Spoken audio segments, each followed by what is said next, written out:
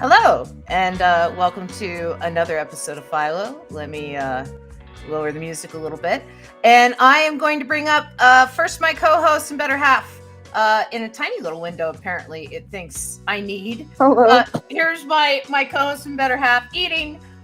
This is Robin Fisher, who knows more about comics than I do, and she's having fries or chips, as they call them in England. No? What do you they're pretzel sticks. Oh, pretzel sticks. Oh, well, she's having pretzel sticks.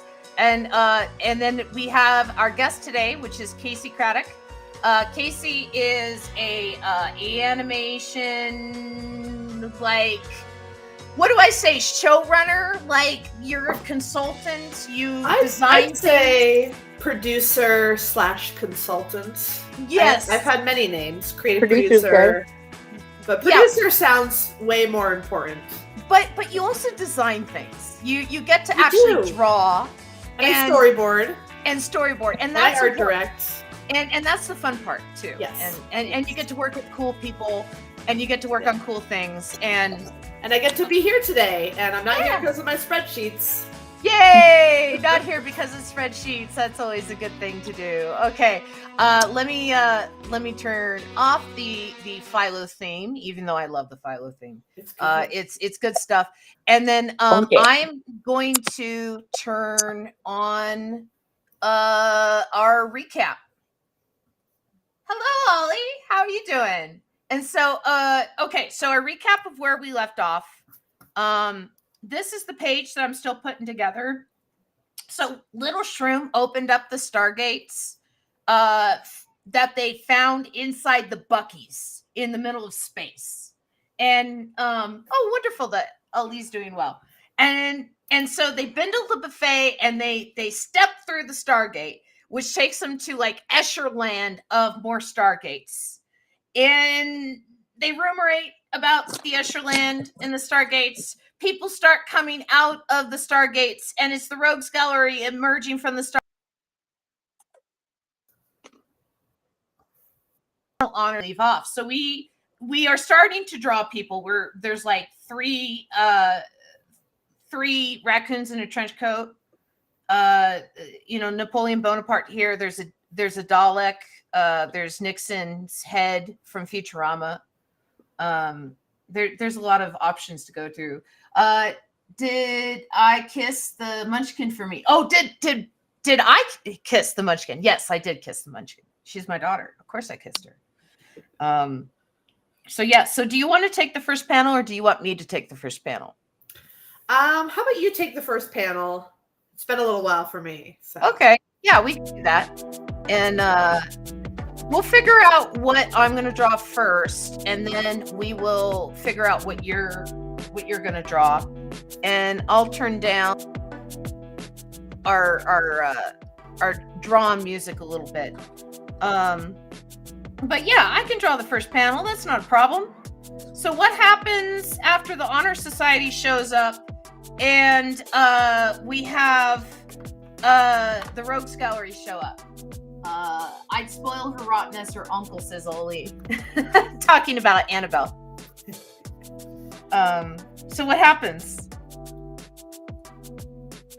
Like do they try to recruit them? I called this episode Showdown at the Stargate because I didn't know. So it's a battle. I guess so. There just seemed to be a lot of people showing up, so but maybe it's like a Justice League thing. Let's see. The Fly Roper says, "Hi, Glitch. Hi, Fly Roper. SG1 comes to the rescue." Let's see. So, what happens to our team? Our team's in the middle. There's a Rogues Gallery and a National Honor Society that have come out of Stargates at them. They are holding a bindled buffet, and they're in like an Escherland with Stargates around them. I feel like I want James Spader somewhere. I don't know where he's going and why, but I feel like I need him. Touch. You know? Like young James Spader or like old James Maybe Spader? the secretary of James Or like sneaky blacklist James Spader. Like like kind of my favorite though is Boston Legal James Spader. That's a good one. It kind of reminds me of my husband looked like him for like this weird star-crossed moment at one point, and I was like, okay. Let's see. A squad of Spaders. Oh, good. A squad of Spaders. You gotta give one of them like a whip from like the secretary, just somewhere in the background, and just like let people see if they can figure that out. Yeah, let's see. A squad of Spaders. What are the squad of Spaders doing? Maybe they're just like they police people who open Stargates. Like, hey, there's shenanigans. I don't know. I'm trying to channel Spader energy. What is he? Is he a lawman? Is he a wild card? That's a good, Okay. A squad of Spaders come to police So they're like Stargate police. this situation. Yeah. Okay. Are they more I like can do hall that. monitors? You know, like hey, like maybe they got an orange vest, like high school hall monitors. Okay. A little less intimidating, but a little bit more. You cut it out, or I'm telling the principal. Okay, I can see that. Let's see. Let's do this. There we go. So it'll be a squad of Spaders come to police the situation. And so okay, so our squad of Spaders is showing up. I'm gonna have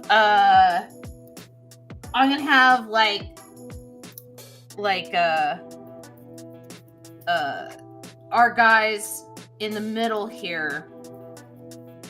Right, and then I'm gonna have like a ring of like one, and then a ring of like the others, and then I'm gonna have the Spaders coming in from up here. Nice. So, yeah, I think that's kind of what I'm doing. I think know. if you just give them all like the iconic round glasses, to me that's like heavy under eye bags. Like yours truly here, and it's like the big old Harry Potter. Like that's very Spader. That's a young Spader. You also have to have the floppy bang from when he was young. But that's just it. Is if it's a squad of Spaders, then they're not all young. We're talking about. Yeah, but the next incarnation is bald, so that's easy enough to do, right? It's not so easy. I mean, his face changed. You know, he kind of like Jabba the Hutt over time. he kind of kirked out, little Captain Kirk there. It's it's like Ian and I were remarking on Robert Patrick, the T-1000. Yeah. That he probably drinks because he just aged a lot quicker than a lot of other people. He looks like a dry man. Sandpapery when you see him. Wasn't he in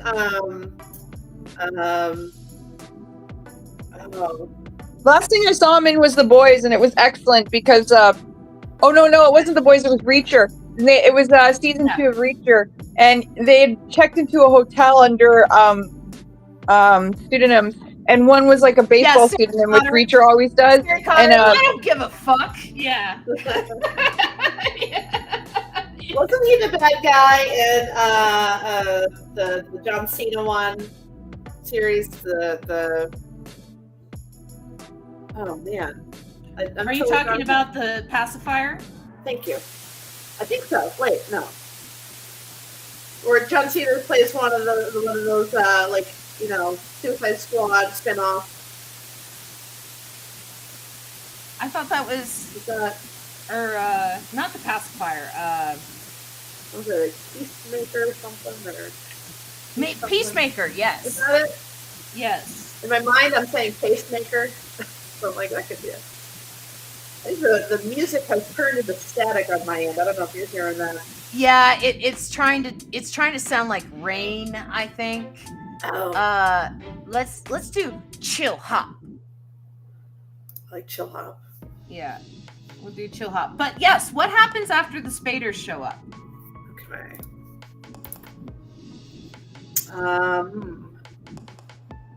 Come on, we have 2 people watching. Come on, 2 people.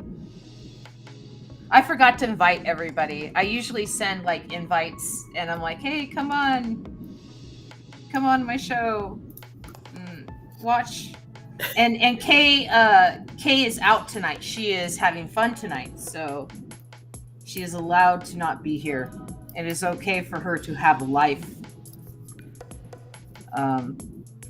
Kay is one of the other artists on Philo that is usually in comments, but like I said, she's out tonight, so it's okay. Yeah. Let's see, I'm trying to think. I gotta dig into my Spader knowledge. I think Blacklist is the latest thing I've seen him in, but it's been a while. I think Reacher was he in Reacher? No. I'm thinking of Robert Patrick. Yeah. Let's see. He played that other. Speaking of robots, he played. He did the my brain. He was the sentient evil robot in that Marvel movie or the DC. Marvel movie. He did the voice of Ultron in the Marvel movies of the Avengers. My brain is somewhere on the floor.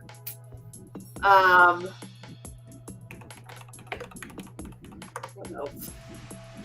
It's okay. You are allowed to have a floor brain. This is a safe place for that. Yeah, it's busy work couple of days. My little youngin pulled a bit of an all-nighter on me the other night, so I'm still catching up on my disease. But I tell you, I got a real good coffee. I keep singing its praises. It's like a bulletproof, I think that's the name of it. And it's got like B vitamins and lion's manes and mushrooms are crap in it. Yeah. It's a butt kicker. It's good. It's good stuff. So. Good. I love this already. Let's see. So maybe we should have like a court. Like we've done court before. We had kaiju court. Yep. True, I remember that. But like maybe we should do court like where it's like a Spader court. You know, where people are like airing their grievances because we don't even know why Philo and all of them are being attacked, right? Or why they're being surrounded. True. I like the idea of them with the British curly white wig. Yeah. So I think that could be your panel. Okay. So I think Spader Court is in session. Could be your caption. Spader-Man, look out. Here comes the Spader-Man. And then I have another friend who loves James Spader, says the Fly Roper. Yeah, James Spader used to be a very handsome man. And then he aged as time happens. I'd still smooch him. Oh, well, he's very, very talented actor still. He just has to, say words. And I'm like, all right, let's smooch. Please, I love it. Well, I played a robot. He mastered that sexy deep voice. Oh, yeah. Yeah. Yeah, I'm kind of grabbing random pictures of James Spader and then just kind of I don't even know what movies. It could be like a Being John Malkovich thing. Where they all become James Spader. Oh, I forgot he was in Wolf. That's right. He's the bad guy in Wolf. He's the bad guy in so much. He's a good bad guy. He is a good bad guy. I think it would be fun to be one of those actors that's known for being a villain. I think it would be fun. I don't know. Probably. Those were the kids who liked the villains, you know. Like the Disney villain. That's a type of kid that's like that Disney villain. You know, being like your first crush. Is that just me, or am I the weirdo? No, you're amongst friends. You know when it's like they got that like that slice of orange half eye and the slick face, and they're just like doing something spooky, and you're just like, okay, all right, Jafar, looking at me like that. Well, okay. What about when the villain in a movie is making like some sense, right? When he's having his big speech and he's supposed to be all evil and stuff, and he's like, you know, we need to destroy all the rich in the world and give the power back to people, and you're like, yeah, okay, I'm listening. Yeah, you know, like, you know, it sounds radical in the moment, but then they say something in like a smoky, silky voice, and it's like, well, I guess I could get behind that, you know. Yeah. When they're just so charismatic, and you're just like, oh, okay, maybe you got a point. Let's see, the Fly Roper says, no, definitely not the weirdo. Pretty sure there are huge communities on AO3. Happy to agree. Killmonger and Black Panther. Yeah, Killmonger. Yeah, what a hunk. Yeah. Well, not just attractive, but also correct in his assessment that he was robbed of his title, and you know, that like he should have been Prince, and you know, like not wrong, and that anger and that resentment built up in him till he became a villain.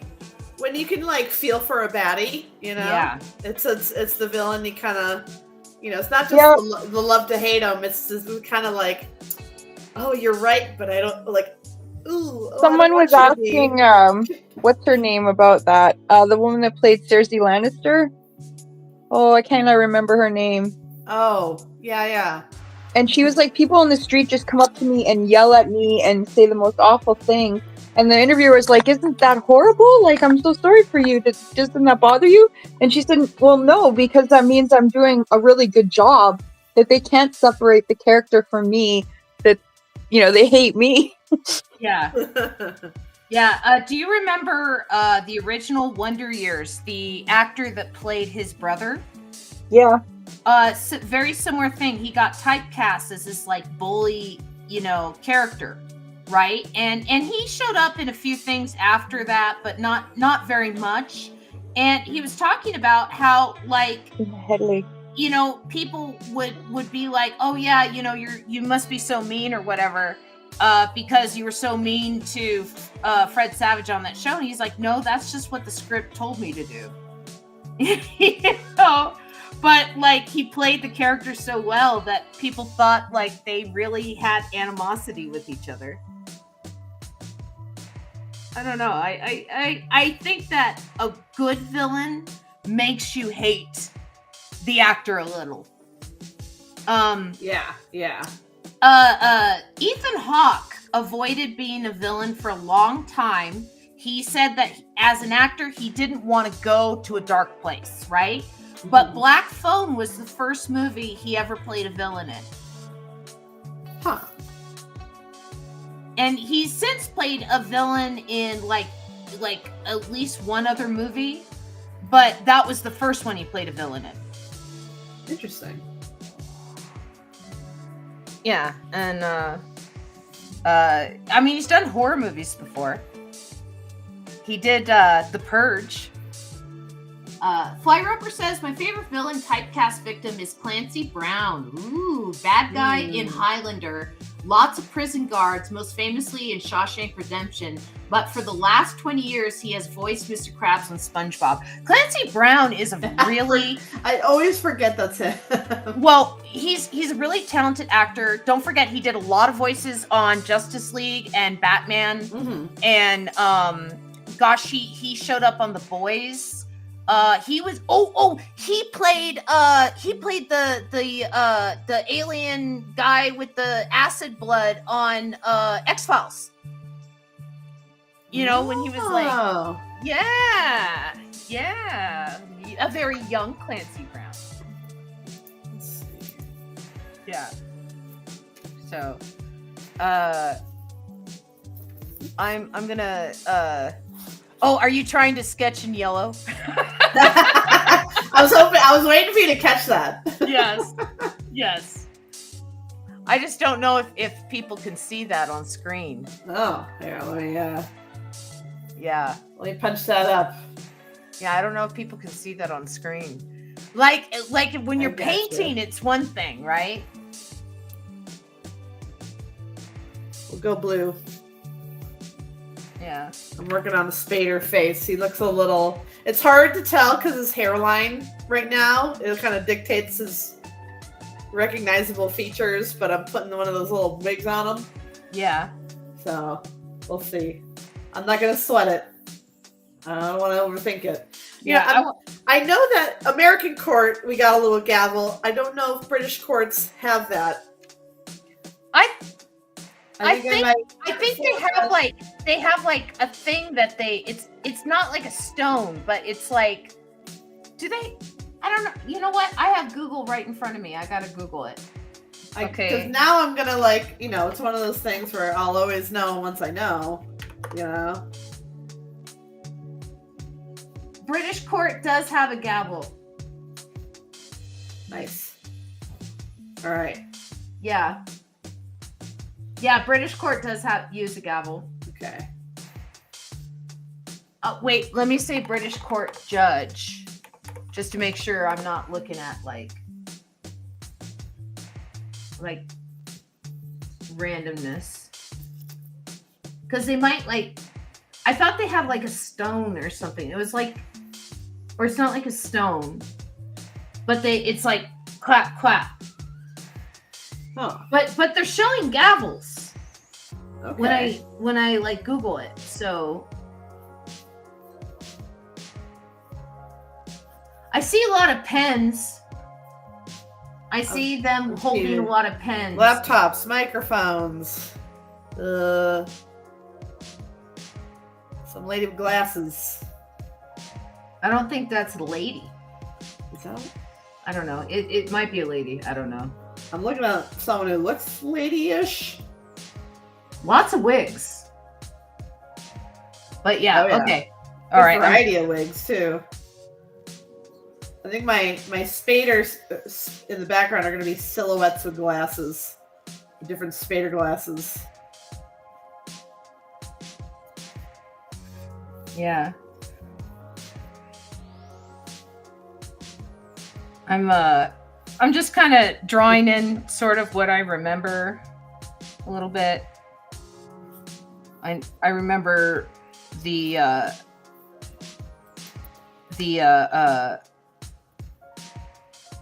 raccoons in a trench coat. Wait, I am a patron, by the way. We're friends on Facebook. I'm John. Oh yes, I know John. Yes, you just recently started patronizing me again. You had patronized me a while ago, and then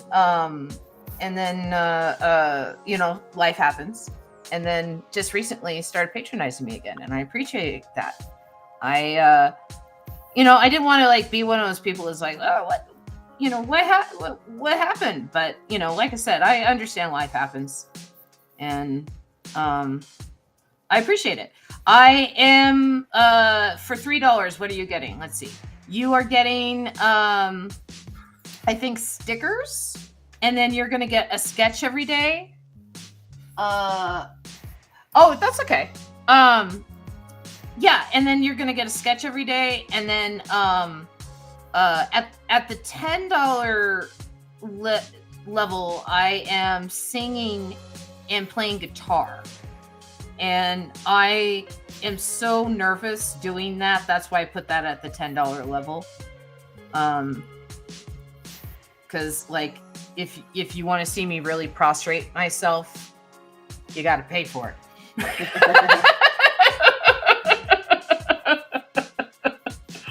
But at the $3 level, you get stickers, and then there's a sketch every day, and have sketches going back several months, so feel free to go back through the archives and check out what is available. There is a bunch of posts there for you that you have missed. And so, yeah, enjoy. Let's see. We're going to do this, and then we're going to have like tiny little feet. Tiny little mammal thief feet for the squirrels. Sounds very cute. Yes. You've been very quiet tonight, Robin. Oh yeah, I'm just listening. Yeah.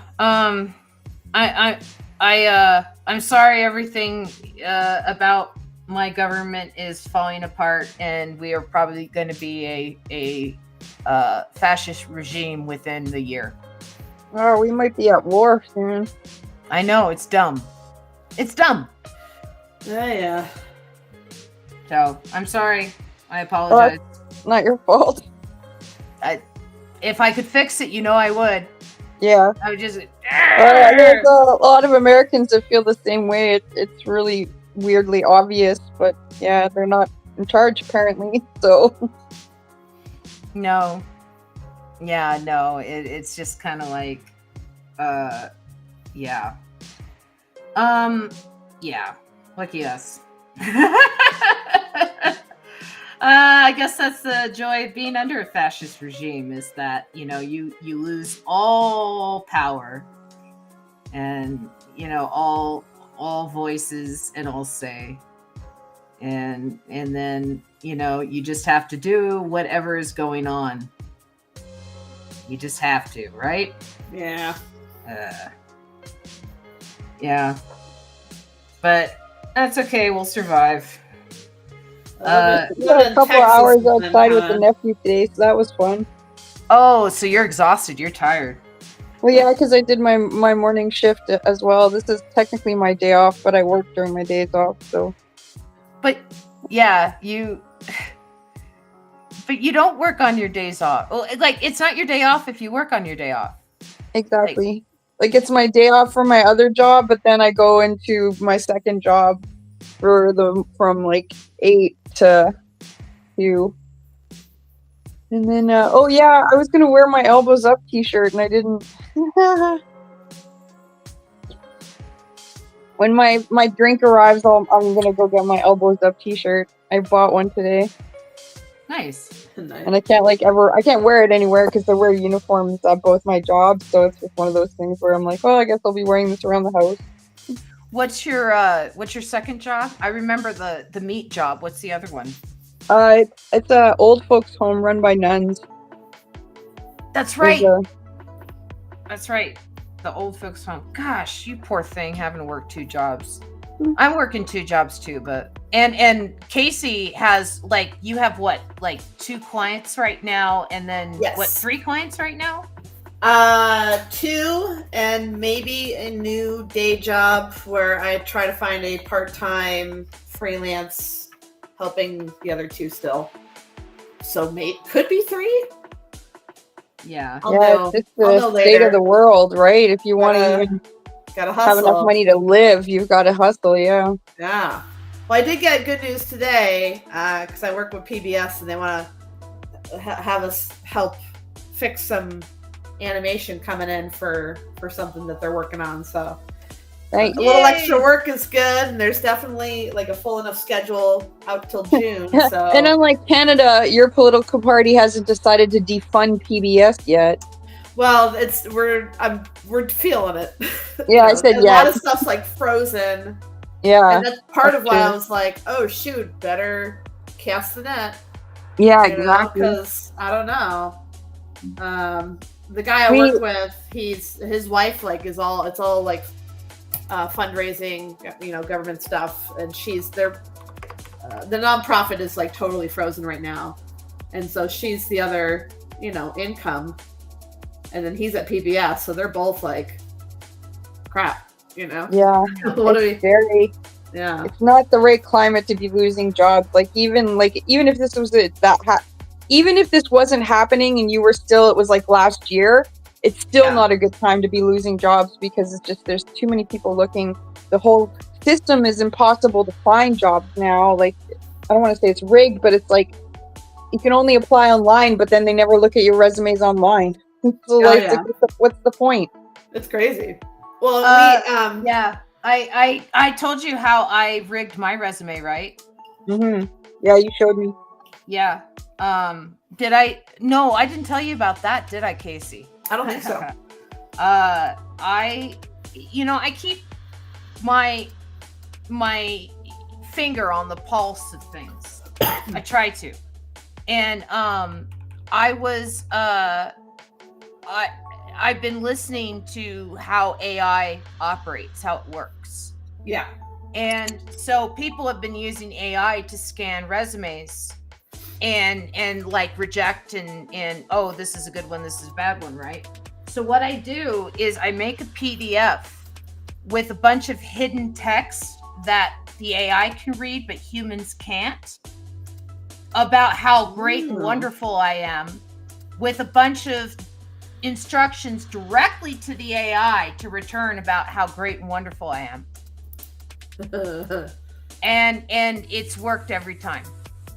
That's pretty sick. And I mean, not just for me, right? Because it started for me and I sent out one resume and I got the job I wanted, right? But I've done this for like other people and it's worked every time for the people I've done this to for their resumes. Nice. Yeah. So I've outsmarted the system. It's such a weird future world we live in that we have to battle AI in order to get a day job. Yeah, you think it's supposed to be making things easier, but it's not. It's not at all. Yeah, it feels like I just did an elevator pitch for a Black Mirror episode. Right. Yeah. What I did? I know. It's just that I remember when I was in China and I'd talk about Sesame Credit, and that was like 10 years ago. People would always be like, "Oh, that's like a Black Mirror episode. Oh, that was like an episode of Black Mirror," and I was just like, "Oh God, life is not TV anymore." Okay, guys, it's reality now. It's reality. Pretty much. I watched. I can't remember how many episodes I've watched of it. Like, I really enjoyed it. They had very good stories. They were amazing acting, but it was just too fucking dark. And I think the last one I watched was the one where they were like in that future society, and that poor girl ended up going into prostitution, and the guy had to watch her every night because they had to do mandatory television watching, and it was just so depressing. I was like, oh, I can't watch these anymore. Oh, they just get darker and darker. Yeah, like they're good. Like, I'm not dissing them in any shape or form. And I said, like, there's amazing actors in it. But I just got to, like, I remember I was reading about it and they were saying the first one was a dark comedy, and I was like, I didn't find that episode funny at all. It was the one where the prime minister had to have sex with the pig. Yeah, I remember that. I was like, what's the funny part? Please explain to me what's funny about this. If you throw comedy in there, then it explains why he's having sex with a pig. Right? Well, it's interesting, like, there's these, reflections of societal issues, political issues, and I feel like I had the same reaction to, like, the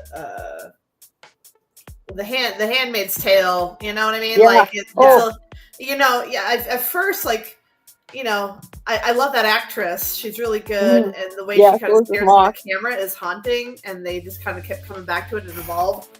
But there was a point where I'm just like, I can't. I need to do this in doses because it gets way too... It's kind of weird masochism, right? Because you're like, I know what's gonna happen. I know, because I've read the book. I love Margaret Atwood. She's amazing, and like, some of her novels are just brilliant, genius novels. And Handmaid's Tale is definitely one of them. But like, I knew what was going to happen going into it, so I never bothered watching it because it's just too close to the truth. You know what I mean? Right? Like it's too easy for me to see that happening. So you're right. I can see how you'd need small doses because, like, It's a bit of torture. Well, it's As a interesting. woman. I find that there was a lot of like men that I know that couldn't watch it at all, and there was a lot of women who could, and it almost felt like, you know how it's kind of a stereotype that We're strong women enough like to have babies. the crime novel or like the crime podcast. It's like a girl thing. There's almost like security in like knowing how it could happen. Kind of a criminal works. Yeah. So I have a friend who is a cop, and we've talked about this. By the way, we have a couple of comments. Don't anthropomorphize what Silicon Valley calls AIs, all large language models, and they just have. I'm just gonna get my drink. I'll be right back.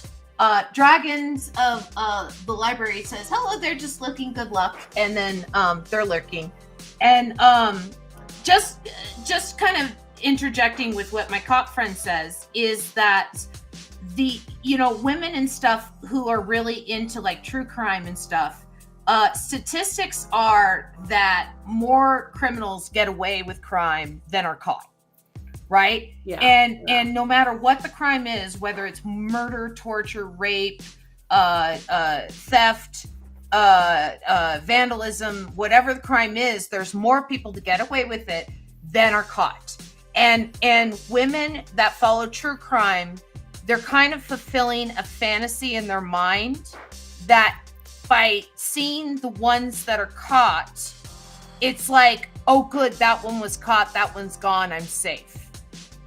Right? I can see that, yeah. And it's like it's like women are like, oh, now I know how to protect myself against this or whatever, but it fulfills a sense of like knowing that guy's been caught makes them feel safer, even if that guy was caught 50 years ago. Yeah. Right? Yeah. Because it gives them the illusion that the system's working. Yeah. And the system really isn't, because more people get away with crime than are punished. It's like the dark side of like the Disney princess effect for kids. Yeah. Can I just say you're right? Because one of my favorite TV shows is Cold Case, and I analyzed it deeply one day, and I was like, why do I like this one more than the others, and blah blah blah blah blah. And it's solely exactly what you said. Is because there's always a conclusion, the mystery gets solved, everything's tied up with a neat little bow. It's like, if I'm gonna watch this stuff, I need to have the solace of a happy closure. Ending. Yeah, closure.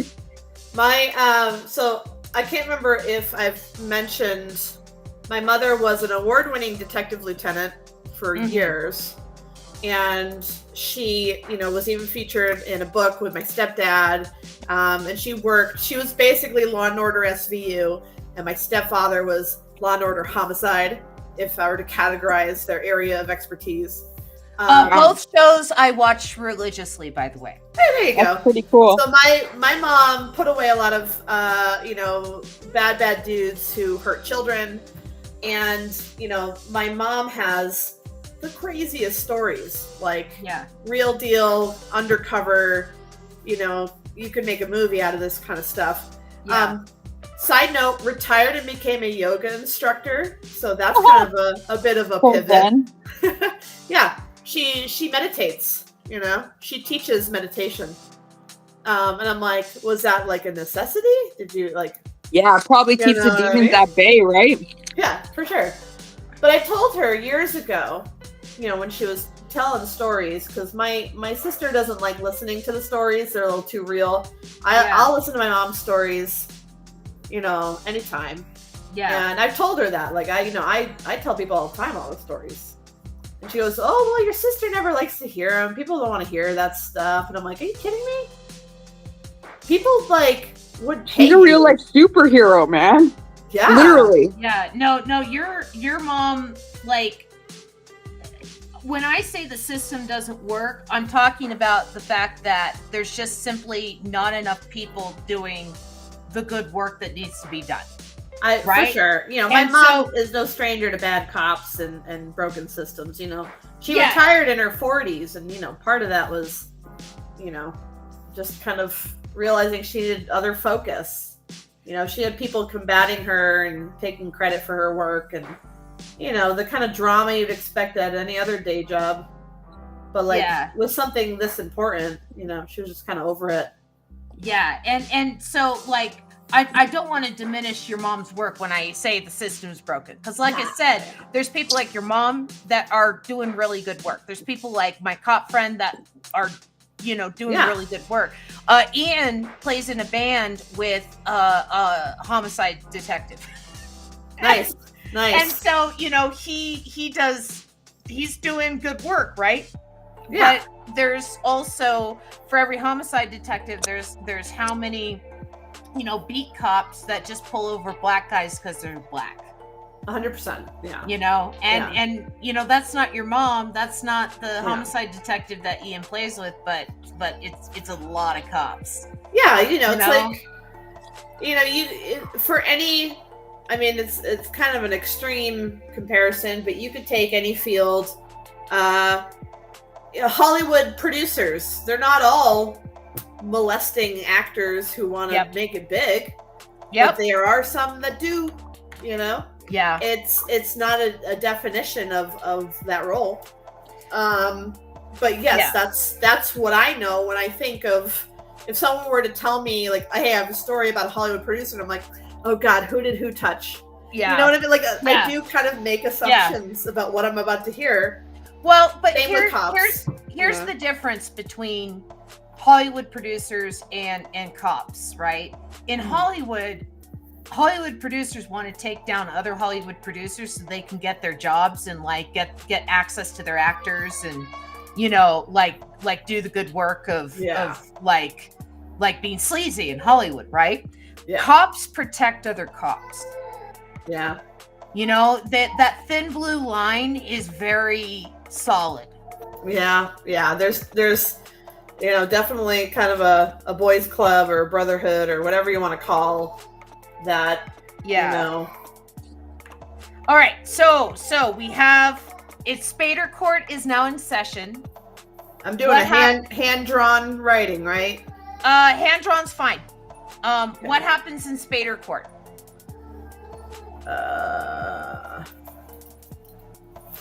Let me. I have to use all my brain to. Yeah, write I hear your little one in the back there. Yeah. So what happens what happens in Spader Court? What's going on? Spader Court is convened. It just ends. It's in session and then it's convened. Yes. They just want to show hey, we exist. And we're watching you. Well, I thought we were going to do a people's court thing or something. I don't know. About what? Well, why did all these people come out of these Stargates? Why are they after Philo? Doesn't convene mean they come together?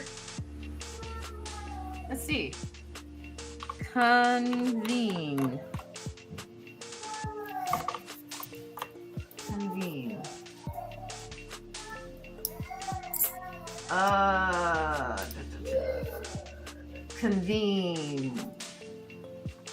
I actually spelled convene correctly.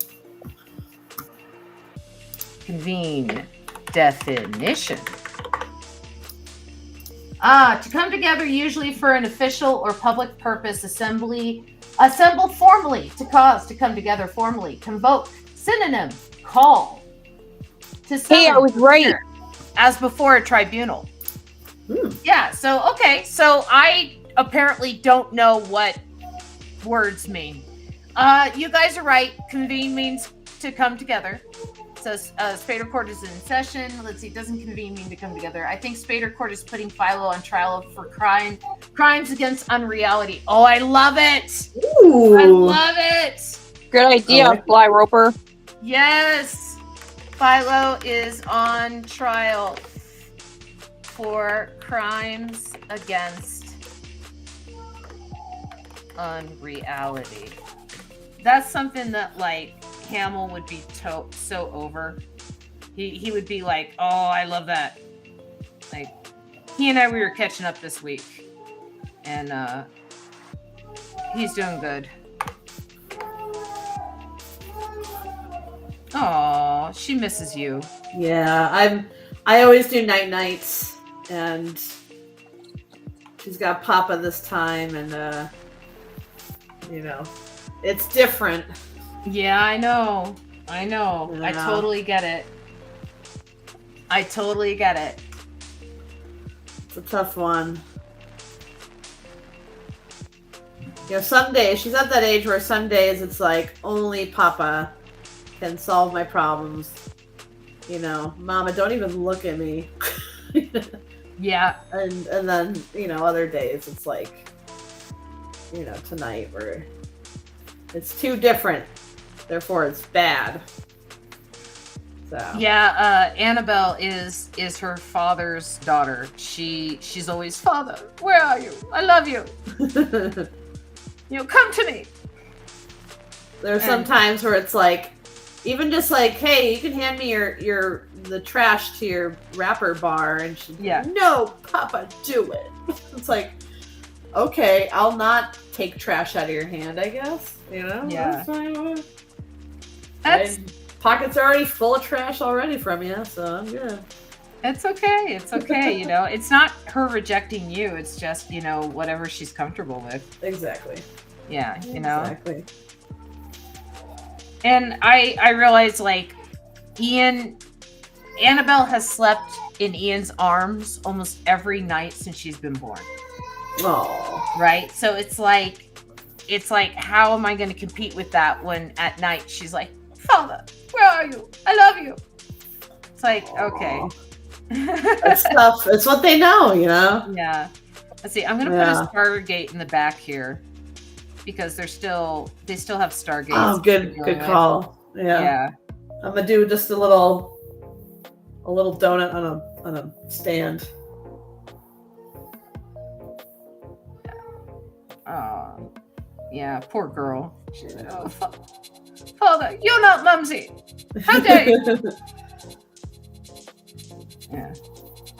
That's my little.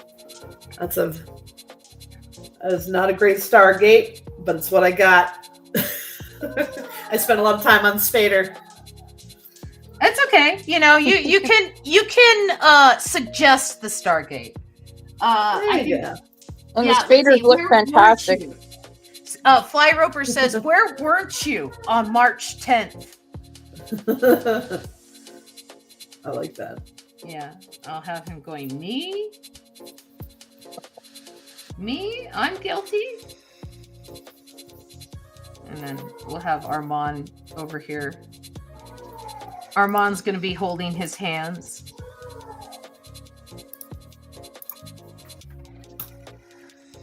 And then I think I'll just have the dog sleeping on the floor. Let's see.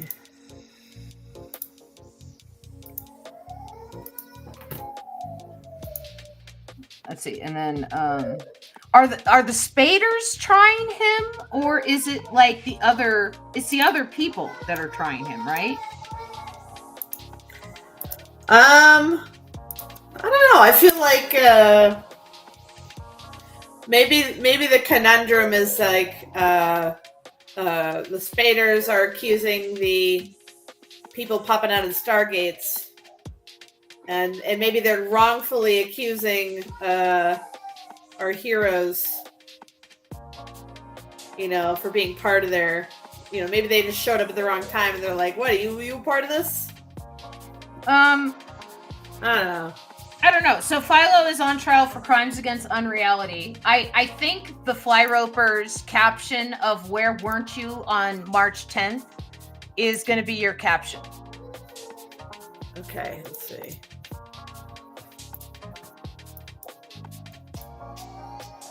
Where weren't you on March 10th, right? Yeah. Yeah, and if you need to take a little baby break, you can do that. Oh, if I go in there, I won't be able to come back. That's the problem. So if I show up in there, so, you're gone for the night. Yeah. So I'm gonna hang tight. No, I get ya.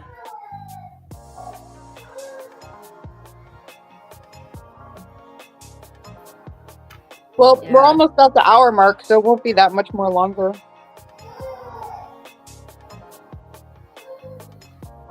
Yeah, we shouldn't keep you from her too much longer. You said she's Yeah, two sorry about now? it, guys. She just turned 2 in January, and routine's kind of a tough one to break right now. We're finding. Well, Yeah, the good news is that Amber has raised a 2-year-old, and I worked in daycare and raised at least 300 2-year-olds. So we get it.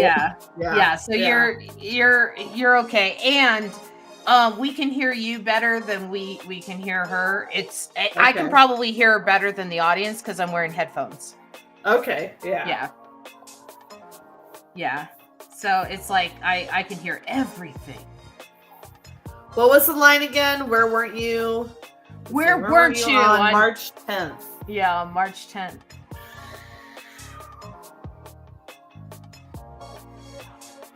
How is Nathan's hand? It's getting better. It's a bit numb on the tip of his finger. It was one of those electric hedge trimmers. He was holding up some Mexican feather grass from the front yard, and he kind of went forward, and it, right into his hand, like at this angle. Yeah. Yikes. It was, 9 stitches. Like it looked like it was split in half, like a, hot dog bun. I was like, yeah, you're not, walking it off. Yeah. So. My boss did that with one of the meat saws. Sliced one of his fingers almost in half there, like down the center, like a hot dog. And now we no longer cut dog bones in thirds. We only cut them in half. Man.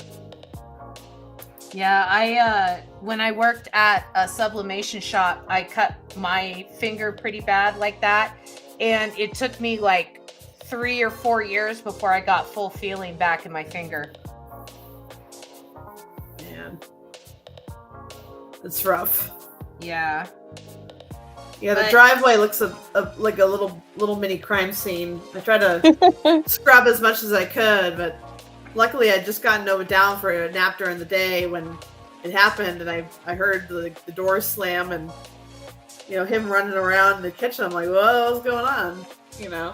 Mm-hmm. But luckily I skipped that traumatizing. We skipped the traumatizing moment because she was sleeping. Mm-hmm. Definitely had to wake her up like 20 minutes later and be like, Papa's gonna need some big Band-Aid. Let's go to the Band-Aid lady, and a special Band-Aid doctor is gonna give him special Band-Aids. Did they use the glue on his finger before they put the I don't know. I think I know he got a tetanus shot, antibiotics, lidocaine, and like traditional stitches, but I don't know if they did the glue. Yeah. Yeah, it's if they got it attached pretty quick, and it sounds like they did, chances are he's gonna get his nerves to reattach and everything. It'll probably be fine. Yeah. I'm glad we went. Well, they told us like if we had waited, because we went to an urgent care, their policy is if you wait a certain amount of time before going in, they don't work on you because it's been too long. There's too high a risk of bacterial infection. Yeah. So the fact that I made him come in meant that he was able to get that taken care of. Yeah. Nice. So yeah, that's a real scary thing. We have at the hospital here in town. It's like a lot of people get C. diff and MRSA from it. Like I know my mom, she won't even go to it. She goes to the hospital in another city. Yeah. The bacterial infections is no joke. Yeah. Oof. Yeah, the hospital in the town where I grew up was shut down. I found out because it was so bad. Like well after I left there. But yeah, it was eventually shut down. So Man. Yeah, I'm drawing my little shrimp guy. It's like, oh no, why are we on trial? I barely know these guys. This is not what I foresaw happening. Yeah.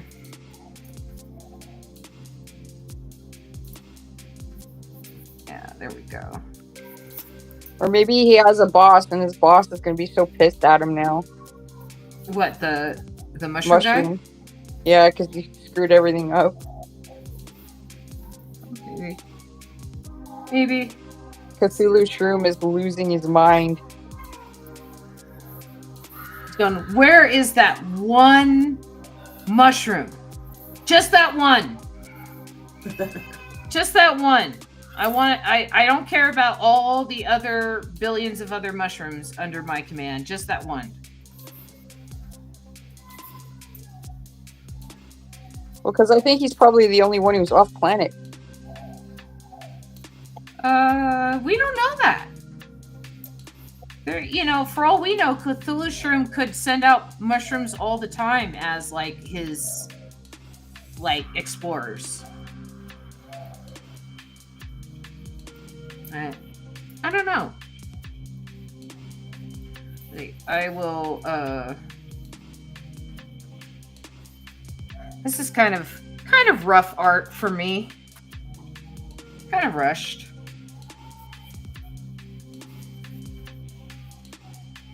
Oh. We'll take some time shading it. They'll make it look a little better.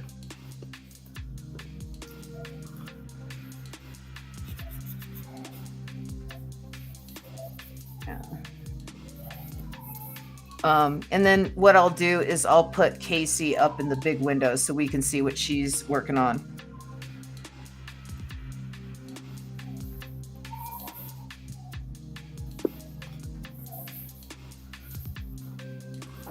Let's see. Can I see yours again for a sec? I'm copying your layout for the characters on the table.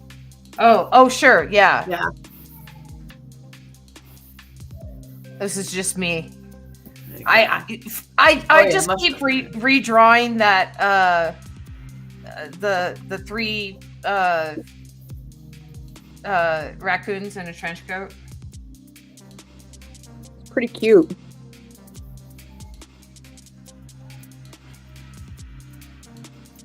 Is the dog just chilling, taking a nap? Yeah.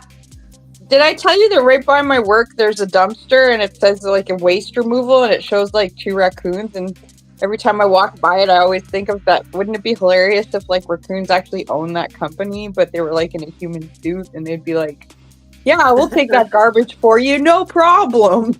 Yeah. Yeah. We Nope. won't- Do you know what they call raccoons in Germany? What? Wash bears, because they wash their food before they eat it. Huh. That's kind of cute. It's actually kind of terrible because they're an invasive species right now and they're completely overrunning Berlin.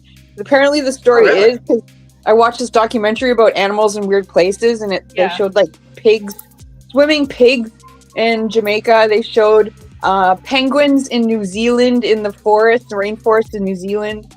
And then they showed raccoons in Berlin. And I guess what happened was during just before World War II, somebody decided to start a raccoon factory, and they brought raccoons over from Canada so that they could start making raccoon fur coats. But of course, World War II happened pretty quickly, and the bombs like set all the raccoons free. And now they've been breeding like crazy because they don't have any predators. Yeah, And the raccoons are an invasive species there and Japan. Jesus, how did they get to Japan? It's an island. It was a GI that had a raccoon as a pet, and it was a pregnant raccoon, and it had babies on Okinawa, and so raccoons were on Okinawa exclusively for like 20-30 years until some Japanese kids were like, oh, these are cute critters. And they brought them to the mainland, and then the raccoons are smart enough to like get on the trains and stuff going between the islands, and Right. so they're like throughout Japan now, and like they're an invasive species, but they look so similar to the red panda Yeah. that like the Japanese are like, oh, they're so cute and stuff, but like Japanese officials are like, no, these are the bad ones, right? Yeah, it's funny. The best story in that documentary, though, was the story about the hippos that are running rampant. I think it's in Colombia, or Yeah. What? Yeah, the drug hippos. Yeah, the drug hippos.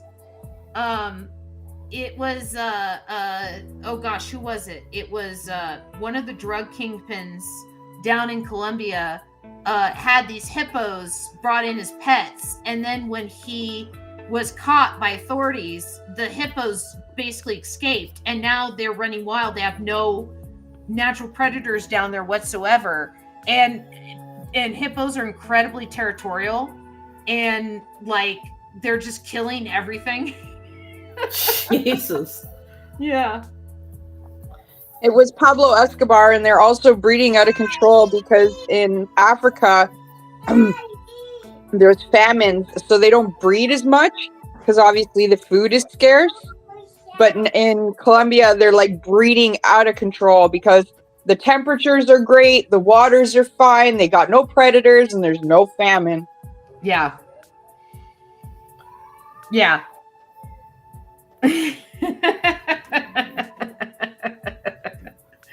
Yeah, it's crazy. Like invasive species, talking about invasive species, you know, the tumbleweed that we associate with the Wild West, you know, down in the Southwest and stuff of the tumbleweed, right? I don't know what else to call it, but a tumbleweed, right? That is an invasive species from Russia. That like bullthorn weed plant. It's not native to the Southwest. And so the idea of that like tumbleweed like rolling through town in Wild West pictures and stuff, that's an invasive species. Huh. Yeah. Those Russians did it again.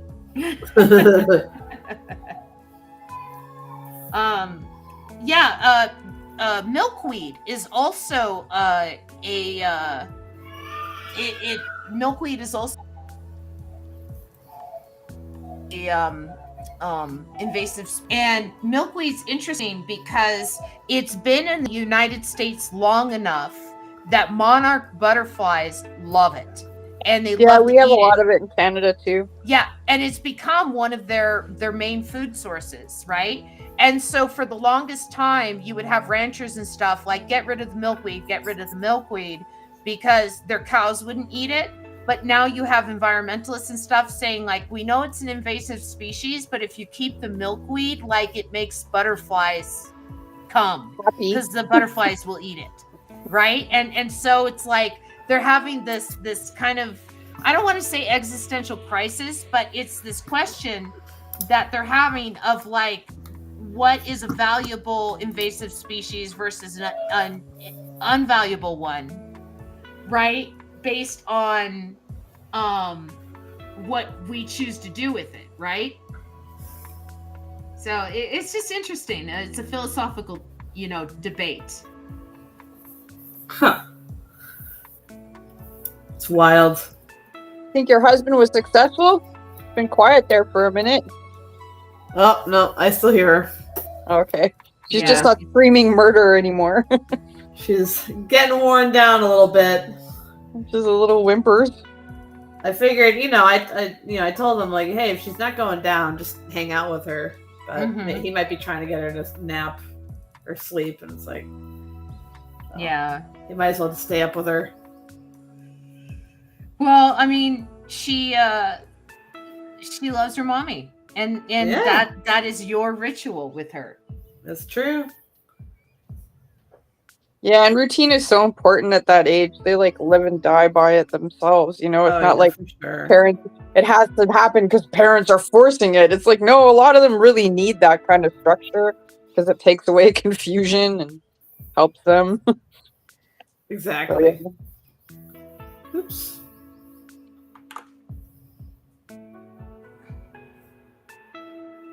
Why are we doing that? Because we. So up here in Canada, a couple of my friends were a little saddened because our current prime minister is doing a tour of Europe, Yeah. and we are kind of hoping for a little bit of support from the EU.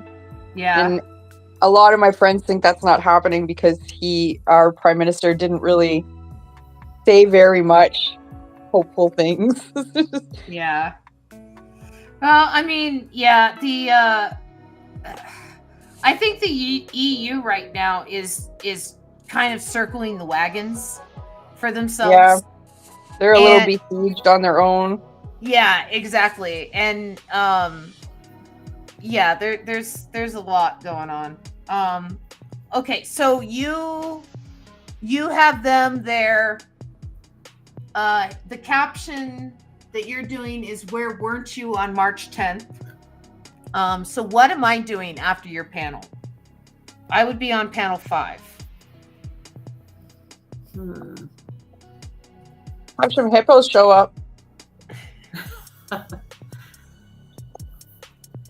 good. Have you guys ever heard of the North American house hippo?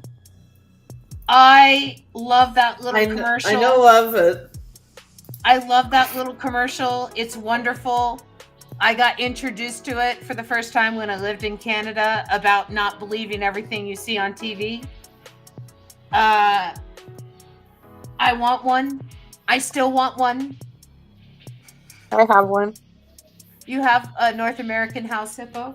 Yeah, it's a Canadian ad. But yeah, you're absolutely right, Amber. It was done by Canadian television to teach children about how not to believe everything you see, because they show like little tracks in the milk, and they show like all these little clues about and then they have like a little North American house hippo. I'll go get it. I'll be right back. In a little northeast Austin, Texas, there's a hippo thing in a town called Hutto.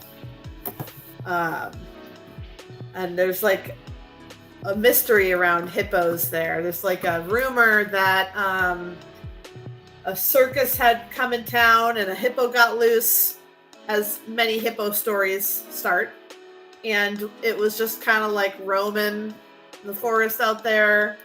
And like, so they adopted it as like an unofficial mascot. So everywhere you drive in this little town, every storefront has a big stone hippo in front of it that they paint the colors of the store. So like, there's like a Home Depot and with an orange hippo in the front, you know, and there's over 300 plus hippos throughout that little town, I think. They make it a thing to kind of like, oh, go and find all our hippos, guys. It was the first time I kind of Googled the concept of like, you know, I found that, you know, the house hippo stuff from that. It's weird. Weird stuff. It always starts with a hippo getting loose. Where's your house hippo? I'm back. You want to put me in a big window? Yeah, I'm putting you in the big window, and let me do this so that you have a house hippo. Aww. Aw, cute. And he's fuzzy. He's a little flocked house hippo. And then I brought this one so I have this huge collection of Smurfettes. Because when I was a little kid living in Germany, like I had a Crown Royal bag full of Smurfettes. And whenever we would travel around like Italy or Spain or whatever, I wouldn't be able to speak the language of the kids, but I wanted to play with the kids there while we were on the beach or we were at the campground or whatever. So I'd always bring out my Smurfettes and we'd play with the Smurfettes. But anyways, I was getting dressed the other day, and this little Smurfette, so the Smurfettes are kind of weird because some of them are like really inappropriate. Like there's a First Nations Smurfette. And then there's like a ballerina Smurfette, and one of my favorites is a mermaid Smurfette, and you know there's a roller skating Smurfette, and there's holding baby Smurfette, but this one she's like, I guess, like a businesswoman. You can see she's got like a little business suit, and she's got her business high heels, and then her little notepad and paper she's writing on. But I was getting dressed the other day and I noticed, you see, she's got a little bead of sweat on her brow. Yeah. It was the first time I noticed that. Huh. Yeah, because she's working hard. Dude, she's a hard-working Smurfette. She's sweating in her There's suit. so much Her pit- her- detail to those guys. Yeah. Well, I also love them too because they're German. I managed to get a hold of somebody's collection that had a whole bunch of really old vintage ones, so it was really cool. Smurfs were Belgian. They are Belgian, but a lot of them were made in Germany. Les Stromps. But you're absolutely correct, they are Belgian. I did not know that. I didn't know that either until I went to Belgium and I went to the Cartoon History Museum that they have there, and they had, of course, they speak about Tintin, but Hergé's got his own museum now in Belgium. But they also spoke about the Barbapapas, which I didn't know were Belgique. And yes, the Smurfs, of course, are also Belgique. No, the Barbapapas are also Belgique. Speaking of, I got my thing here. Oh, Yeah, let's see your thing. I got a thing. Show us your thing. It's a Barbapapa! It was juice that I got in Barcelona. what is it? Yeah. It's a Barbapapa. Yeah. I love those guys. I had a book when I was a kid. They are super subversive, you know. Because wherever I live, I try to get some stuff that's indicative of where I've lived. And when I was living in Montreal, that's what I wanted to do. I wanted to get a bunch of Barbapapa like dishware and stuff. And it was weird because when I first moved there, I found it everywhere. But when I, of course, wanted to buy it, I couldn't find it anywhere. But then, after Montreal, I moved to China. And didn't I find a store that had a whole ton of Barbapapa dishware? So I now have a ton of Barbapapa dishware. But they love them in China. And one of the books that they had there, that they translated into English from Mandarin from French, it was the Barbapapas teaching the kids in the family how to be like squatters. And I was just like, this is awesome. Like, I had no idea they were so subversive. Mm-hmm. I like that. And of course, you guys know what Barbapapa is in French, right? My French is not very good. I need a refresher. Cotton candy.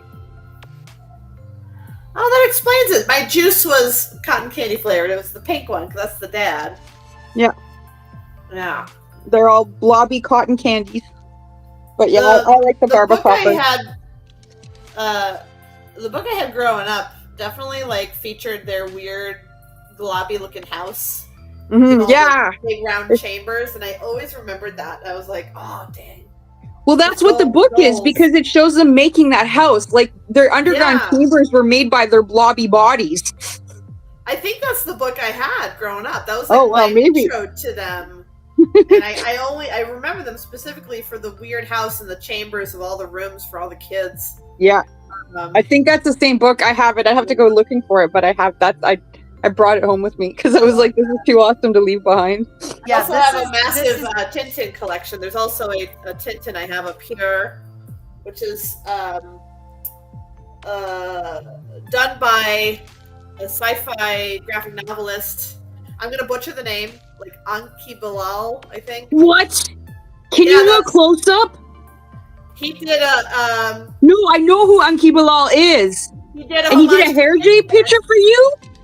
It's an original poster print that I found collecting dust behind a bookshelf in a comic shop in Minnesota that I got for barely anything.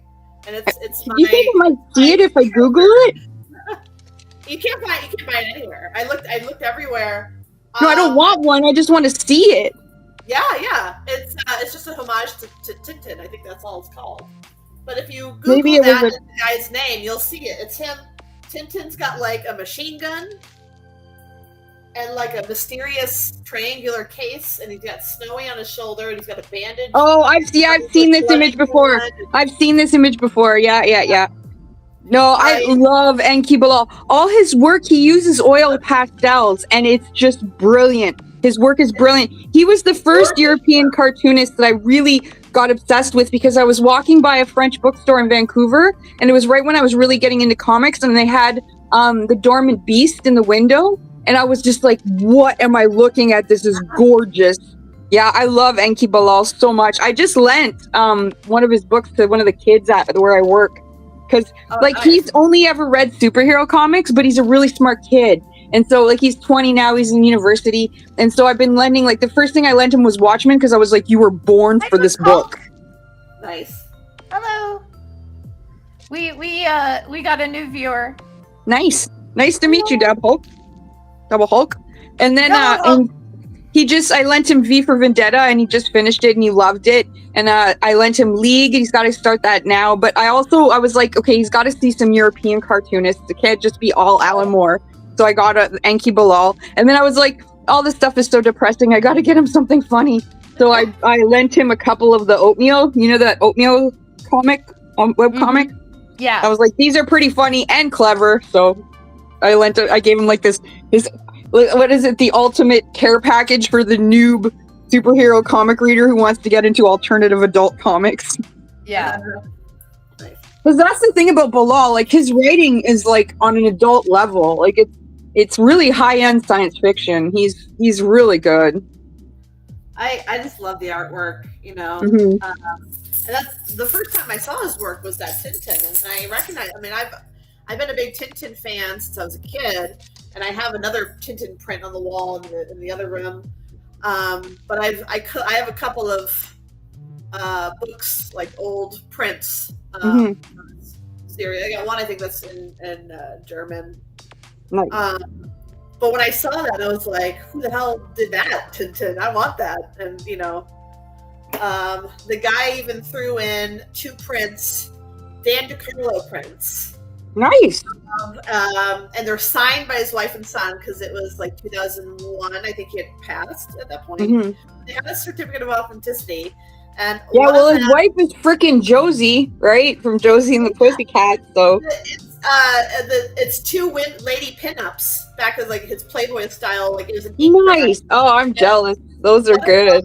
I have one over here. I can show it to you guys here. Well, I have a couple of his Playboy sort of like men's magazine art books, so I have seen his adult style. I got a bunch of those. Yeah, I have the volume 1 and 2 of Linda Lanny Fanny, the reprint ones. Yeah, that's Harvey Kurtzman. Yeah, I'm a big fan of that stuff. Yeah, me too. Oh, excellent. That's excellent. Oh, that's beautiful. There's the certificate. Nice. Yeah, that's nice. I just hung some Stephen Russell Black art. There was a print. I can show you the print that I did.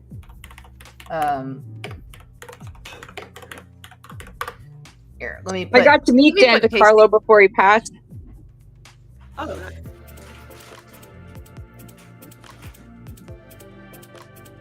There's this Vancouver band named Cub, and he did the cover for one of their albums. So he came to one of our comic conventions in Vancouver. This would have been like 98, 99. I just shook his hand and said, I really love your work. I've been reading it since I was 7. Because I was obsessed with Archie when I was a kid. Same. So this, I have a print of this. That's cool. That I hung in our bedroom. Wait, is that from Grimm? I don't know what comic it's from, but it's a cover that he did for a comic. And then so yeah, I have he did a like 100 count print run, and so I have like number 98 or something. And then let me go back to his website because I clicked on it wrong. And then this one, he threw out a postcard of this one, and I liked it so much I framed it too. Those are reminding me of an art print that I have that I forgot I had, and now I want to frame it and hang it up. I will not be showing you all the art I have in my life because it's all over the walls, it's everywhere, and it's a lot, and a lot of it's original too. There's just no point. There's no point. Let's see. I just got David McCauley to sign a few books. He was here at a local museum. He doodled a little mammoth on my copy of The Way Things Work. Nice. Nice. That's cool. So there's my biggest excitement in anything like that used to be Neil Gaiman, but I can't brag about that anymore. But I did get to interview this artist named Pablo Serpieri, and he is an Italian cartoonist who is very famous in Heavy Metal Magazine. He used to do westerns, but then he started doing a comic called Druina, which is all about tits and ass. But yeah, he's a stalwart of heavy metal and metal hurlant. And that was a pretty big deal, talking to him. Mm-hmm. I got to talk to Harvey Picar as well, through my co-host Colin Upton. Colin's was really good friends with him, so I got to interview Harvey, and that was a big deal. No, I just got to geek out in front of Harvey Picar. I fanned out so hard when I got to meet him at Comic-Con. I want to say like 2003. Aaron Zolan was one of his artists that was also Modern Tales artist with me, and so I went up to the Modern Tales booth and I was just like, oh my gosh, you worked with Harvey, that's so awesome, I think that's great, and he's one of my favorite writers and everything like that. And he said turn around, and I turned around and Harvey Picar was standing right there with Joyce, and so I geeked out, and I was like, oh my gosh, I've read like, you know, I've read like so much of American Splendor, and I have a copy of The Quitter and Ego and Hubris, and like he had edited at that point like best new comics anthologies and stuff like that, and I had, you know, I was like, oh my gosh, and I have this one that you edited, and I have this one that you edited and stuff. And so I geeked out something hard. And I think he just had a smile on his face. I think he was so excited to see like this like 19-year-old just going like, oh my gosh, you're so awesome. I love that. Yeah, so but like Robin had an actual conversation with the man. You know, she got to like talk to him about, you know, on an adult level about. It's honestly why I had my radio show, so I wouldn't be fangirling and geeking out over all these people. It's like you technically are, but because you're like asking legitimate questions, they don't look at you like an idiot for a radio show. Yeah. I'm trying not to. You know, I've been working really hard on Philo. I secured Dan Fraga for June. Nice. That's a coup. Holy cow. Yeah, and so it's going to be a special non-Tuesday recording night. No problem. In order to accommodate his schedule, but Dan Fraga. Yeah. And so I'm willing to accommodate his schedule and record a different night. And so course, yeah. And so I think he's my biggest fish so far. Though Thomas Perkins is pretty big. And Casey's pretty big. Casey here is pretty big. She works for PBS. I know people. I wouldn't say I'm big. Hey, PBS is a wonderful institution. Yes. That's something to be proud of, I think. One of the projects I have active right now for the guy I mainly consult with, the showrunner is the original showrunner I worked with on the first production job that Amber helped put me up with. All I did was send you a job interview. You got yourself that job. All I did was send you a job posting. You got yourself that job. I've told you before, though, you don't want to knock your contribution. I mean, it's you know, when they say it's who you know, sometimes it's this kind of relationship. Yeah. I suppose that's true. But yeah, it's I knew you had the talent to rock that job posting. Yeah. I mean, a good friend supports you like that, you know, and you know, it's wild because there's definitely one of those like come full circle. Like it's almost been, it's like 5 years, or I said 10 years. And it's funny because I ended up doing the storyboards for these ads for a new show. It's a show with actually it's being created by Al Roker about weather, and he voices the father of the family. and it's making like weather science accessible to kids, and it's super adorable 3D animated show that they're already kind of promoting. Well, meteorology is actually really fascinating. It's really cool. If you look at it, of how low and high pressure systems work off of each other, and warm and cool fronts, it's like a high pressure system. If it's a high pressure system that's cool air, right, and it's meeting a low pressure system of warm air, you will get a storm, right? But if it's a really high pressure system of warm air meeting a low pressure system of cool air, you won't get a storm.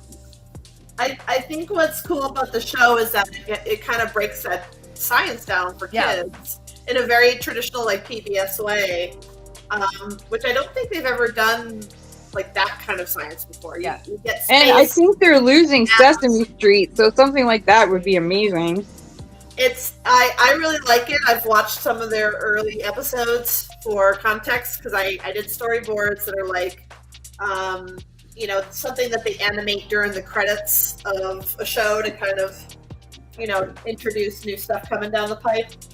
And, I got to kind of understand the characters and the family dynamic and kind of create these quick, 5 to 10 second, bites of, interaction. And, it's one of those kind of it's gentle because it's PBS. It's, it's good for kids for sure. But definitely they talked about the science of, basically they covered a lot of what you said, Amber, and they make it like digestible for like real littles. And it's just a really charming, gentle show. There was another one we worked on like that. It was Carl the Collector, which has a main character is on the spectrum, which is kind of a new one for. I mean, it's not new for PBS to feature that, but like have it be the main character is a new one. But there's some good stuff coming down the PBS pipeline that's kind of been in development that feels nice to be a part of. Yeah, well, I mean, I was always a PBS kid. Like I was always watching, Mr. Rogers and like Reading Rainbow and stuff. Oh yeah. I remember reading about Carl the Collector Says the Fly Roper. Yeah, it's gentle. It's another gentle, sweet series. It's very like storybooky style. It's like pen drawing looking, a lot of earth tones. It's a cute one. Nice. I did a storyboard, but I project managed that one. Nice. I kind of jump around. Well, in this day and age, it only helps you to be versatile, right? Yeah, especially you gotta kind of jump around, wear hats. Yeah, we got like 1 minute left, so wow, that went fast. Yeah, we just didn't really have a chance to go over another panel for me to draw. Like the conversation was so interesting that I was just kind of like letting you guys chat about European artists and stuff because I didn't want to interrupt and be like, okay, let's stop the flow of this conversation and figure out what we're gonna draw. But that's okay. Where we are at is where weren't you on March 10th? And we have the crew and the dog's still sleeping and everything's going forth, and I think it's a good spot in the story. It's a good place. And let's see. Let me turn off that, and then I'll turn on this.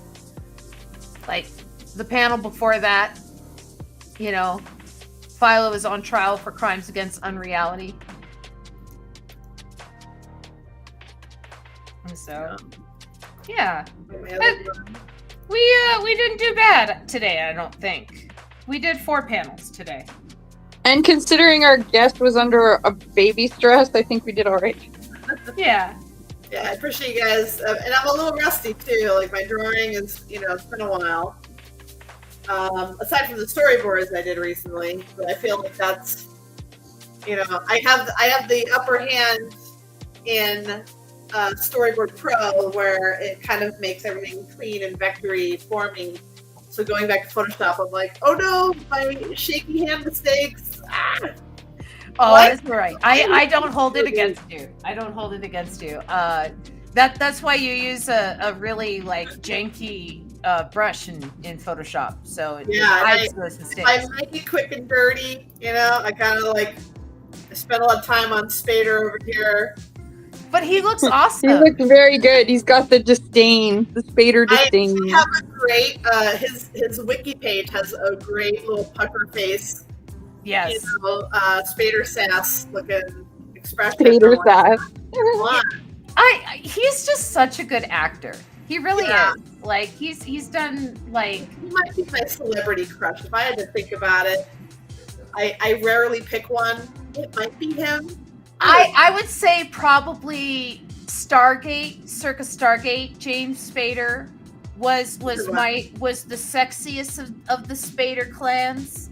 I think. I don't know. I'm partial to Blaine from Pretty in Pink. Oh no, Blaine was Andrew McCarthy. What was Spader's character's name?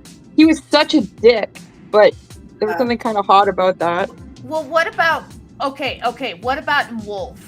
When his eyes get all, when he's wearing the contacts and he's all like half wolf at the end. Yeah, that's pretty hot. So I like a good 40-something-year-old Spader. Aged to perfection.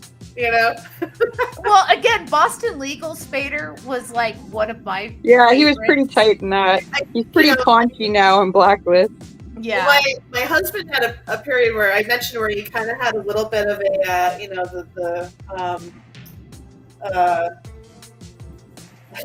when I say Kirk, there's like a kirked out as a term. My husband was kind of in between where he was in his 40s and he had like the short, he chopped off his hair. Yeah. Like that 40, 50-year-old era. I'm just going to call him Captain Kirk because my brain's not working. And, are you talking about Shatner? Thank you, Shatner. And he did one of those face swaps, and he was holding up a laptop, and he was face swapping with a picture of Shatner with the same haircut, and you can't see the seam. It looks exactly. It's like perfect. And there's this photo where it's like it barely looks different. I was like, my husband had a stars aligned eclipse moment of like a Shatnerification of his self. He's definitely he's also gotten I am bad at, I can't think of anyone's name right now. I'll think of it later. I think it's the actor who died. He was a blonde with glasses. He was in the Bond movie. Not a Bond movie. Mission Impossible. Third one? Who am I thinking of? Alan Rickman? No. Glasses. Are you talking about the guy who played Chekhov in the new Star Treks? No, he was a villain. That's from Yelchin. Philip Seymour Hoffman says Fly Roper? Yeah, Phil. He does wear glasses, but I don't think he wore them in the movie. So that was that was a tragic death. That's the one my husband gets the most. Yeah. So he's somewhere between that and like a middle-aged Shatner kind of look. So I think that influences my Spader appreciation a little bit because they're all kind of like I like a pink man, I guess. I like the pink men. They come in pink and yellow pink. I think those are that's my man swatches, I guess. My man swatches. that's my guy palette, I guess. It's good to know your strengths as well as your weaknesses. Yeah, I don't have either. I mean, I'm pale, but those aren't my swatches. So I'm like, hey, those are new swatches. That's cool. Well, as always, I appreciate having you on the show, talking about your love of pink men, and drawing Judge Spader's And let me close up the arts, The and ultimate man. I'll do that. And yeah, we got that guy, which I guess is cotton candy in French. And I love that. yeah, I didn't know that. Now I know that. And This is where it started. The pink men. That's where it I started. am. that was the beginning of the Pink Men. Let me say goodnight to my co-host and my guest. And so good night to my guest, Miss Casey Craddock, Casey Bug Creations, and amazing artist and caricature artist and super funny girl, and good mom who puts her child to bed every night except for the one night that I steal her away. And so I shall let her go so that she may go do that if Nova has not crashed out. And then of course my co-host and better half, Miss Robin Fisher. I appreciate you always for knowing so much about comics and joining me every week and making the show awesome. And I will see you again. And then let's play some Philo music to get out of here. And I will say thank you, everyone, for joining me in chat and helping us write this story and this weird experiment that we keep doing. And I will see you guys in the future. Have a good one.